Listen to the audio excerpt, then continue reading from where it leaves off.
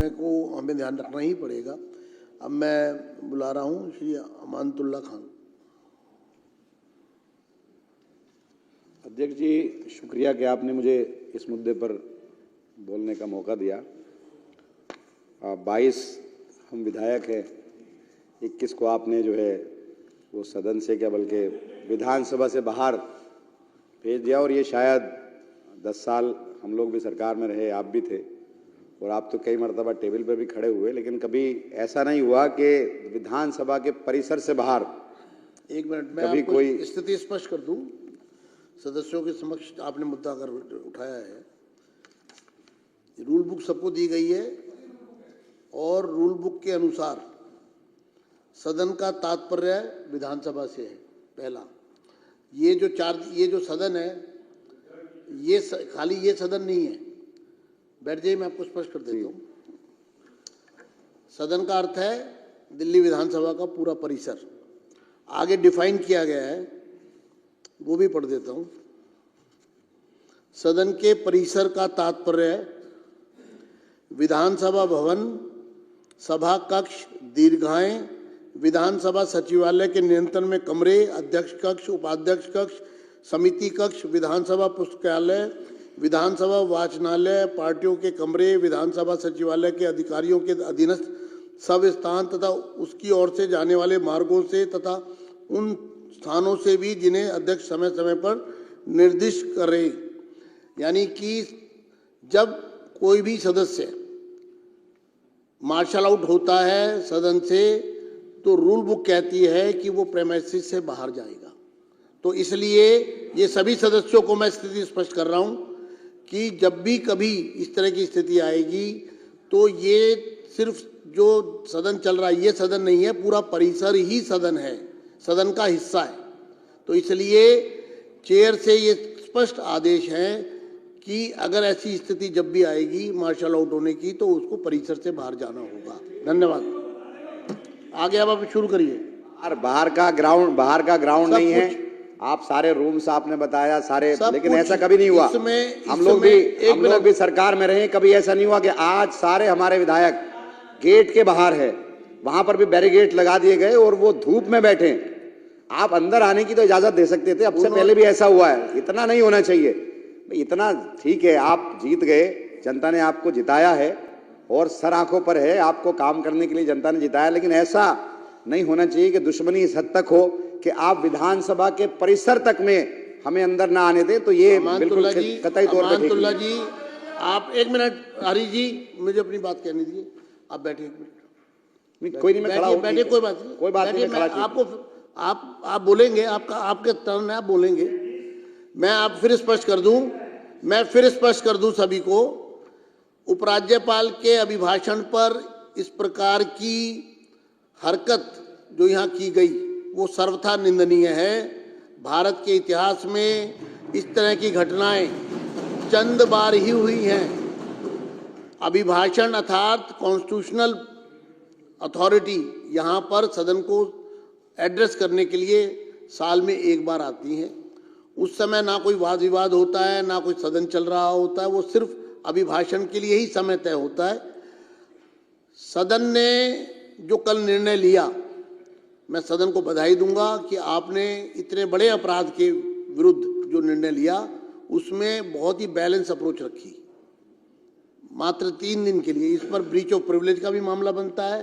ये ethics committee में भी सजाएं जो इस रूल बुक में दी गई हैं वो इससे कहीं भारी हैं। तो इसलिए अब उपराज्यपाल का अभिभाषण किसी राजनीतिक पार्टी से किसी से जुड़ा हुआ नहीं है, वो सबके लिए है, पूरी दिल्ली के लिए। तो इसलिए उन्होंने जो यहाँ पर कल उद्दंडता की, समझाने और कहने के बाद भी जिसको नहीं माना गया, इसलिए सदन को ये फैसला लेना पड़ा। अब आप अपनी बात करें विषय पर। नहीं, देखिए, मैं तो ये चाहूँगा कि आप तमाम हमारे जितने भी साथी हैं आप उनको बुला लें। कई बार ऐसा हुआ है कि आपको बाहर भेजा गया, जब अनुरोध आपके दूसरे साथी ने किया तो हमने ओम प्रकाश जी को और दूसरे लोगों को आपके अनुरोध पर हमने बुलाया। तो मैं तो यही चाहूँगा कि वो सारे पार्ट हैं, और क्योंकि अभी जो है आपका डिप्टी स्पीकर का भी चयन होना है, उसका इलेक्शन होना है, तो उसमें अपोजिशन अगर नहीं रहेगा तो वो ठीक नहीं होगा किसी भी लिहाज से। तो हम तो यही चाहेंगे कि भाई आप सबको बुलाएं आप, क्योंकि सीट पर बैठे हैं और आप सबके अध्यक्ष हैं। हम तो ये चाहेंगे कि आप ये सारी चीज़ों को देखते हुए उन सबको अंदर बुला लें, और हमने कई बार ऐसा किया है पीछे भी, और ये तो पार्ट है इस वक्त में, क्योंकि हम भी हिस्सा हैं विधानसभा का। और बड़ी अच्छी बात है कि दिल्ली की जनता ने विषय पर आ जाए, आपको चुन करके भेजा है, और हम खैर मकदम करते हैं इसका, जनता ने कहा। और हम यही चाहेंगे कि आप तमाम तबकात के साथ में जो भी हैं कार्य करें, और हम मुख्यमंत्री जी से भी और तमाम मंत्री से और तमाम विधायकों से हमारी तो ये रिक्वेस्ट रहेगी, ये दरख्वास्त रहेगी कि आप दिल्ली की जनता के लिए काम करें। और मैं एक और बात करना चाहूँगा, देखिए जिस तरह से मैं यहाँ मौजूद हूँ, सीएजी पर बात करनी है, मुझे सीएजी पर बात करनी है तो करिए। मैं ये करना चाहूँगा कि जिस तरह से कोई निकम्मा कह रहा है, कोई बेईमान कह रहा है, कोई निकम्मी सरकार कह रहा है, तो इस तरह की भाषा का इस्तेमाल नहीं होना चाहिए। इस तरह की भाषा का इस्तेमाल नहीं होना चाहिए। रखकर बैठे रहे, प्रधानमंत्री के प्रति बोले गए और आपके मुख्यमंत्री ने बोले, और ऐसे शब्द किसी के कान सुन नहीं सकते थे। आप लोगों ने कोई लज्जा नहीं छोड़ी, निर्जल होकर तुम लोगों ने बदतमीजियां सदस्य बैठ जाएं, बर्दाश्त की, और आज आप सदस्य बैठ जाएं। ओपी शर्मा जी, कर्नल जी, सिरसा जी, आप विषय पर आ रहे हैं या मैं अगला? मैं सीएजी रिपोर्ट पर बात कर रहा हूँ। सीएजी पर आइए।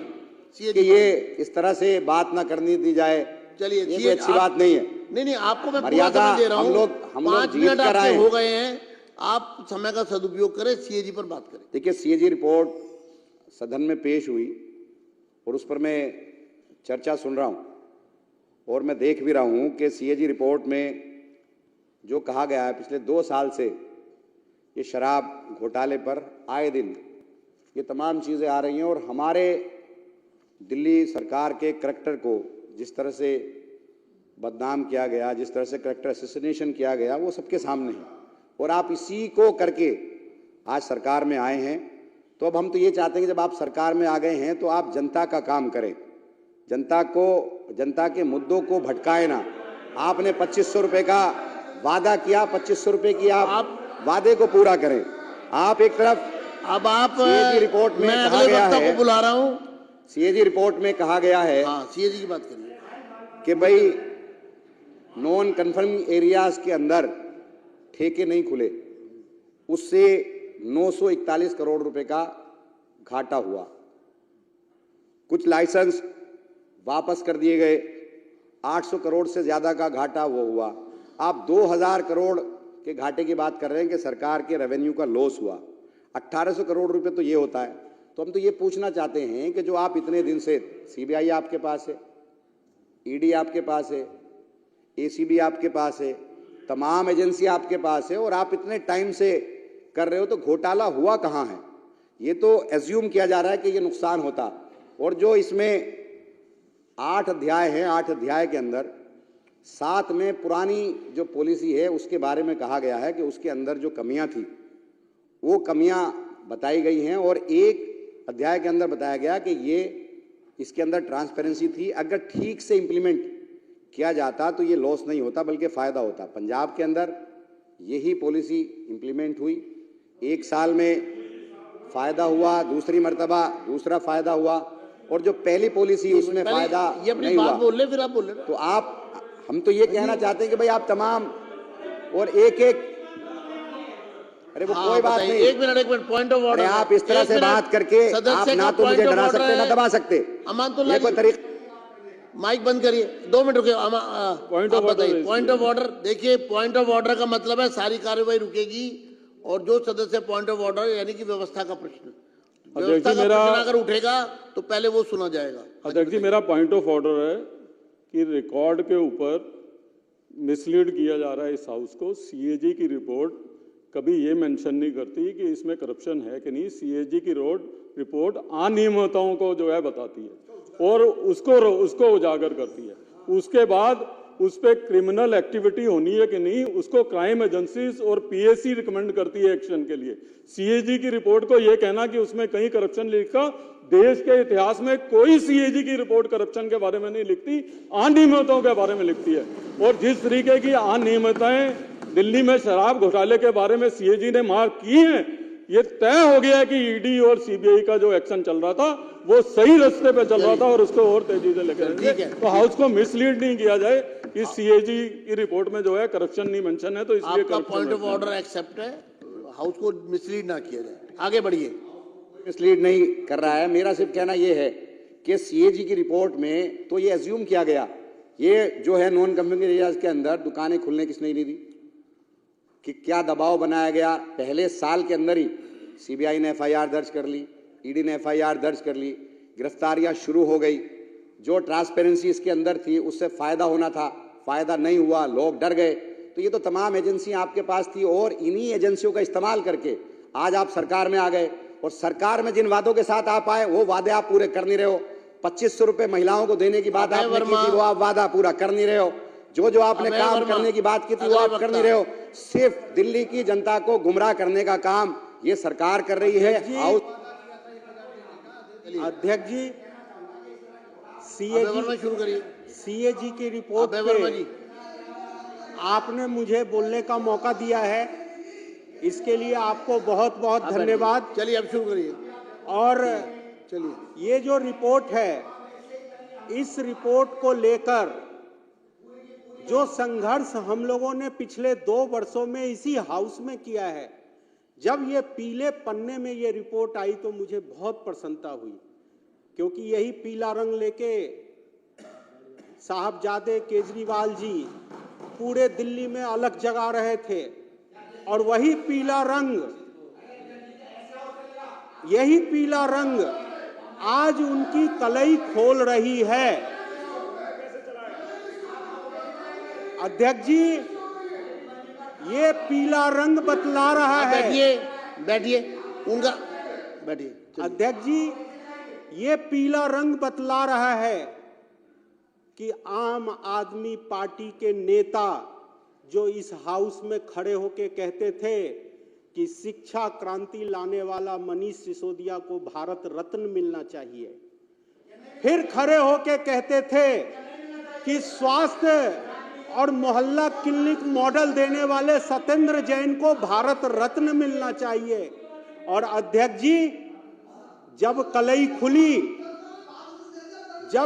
खुली और रिपोर्टें जब आने लगी तो भारत रत्न देने वाला व्यक्ति समेत वो दोनों तिहाड़ के अंदर पाए गए।